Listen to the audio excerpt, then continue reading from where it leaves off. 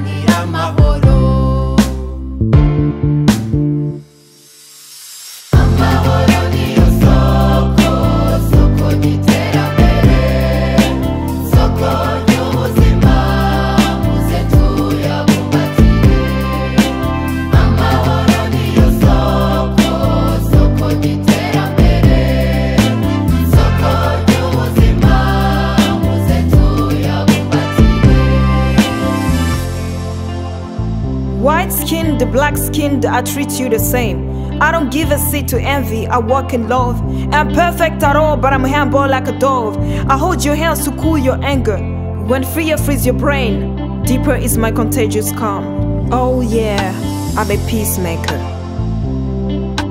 Jeune qu'on soit, on ignore que la paix n'a pas de loi. Mineur ou majeur, on peut tous être son roi. Il est si léger à le dire, car c'est amour en 4 lettres. Mais c'est dur à porter, à couvrir, car on ne l'a pas inspiré à nos ancêtres. Et ce qui revient, c'est nos larmes, car il manque la lettre P. C'est une paix qui n'est pas pour plaindre, mais pour peindre la paix. Une paix qui n'est pas pour juger, mais pour supprimer les préjugés. Une paix qui n'est pas pour plaidoyer, mais pour penser des plaies.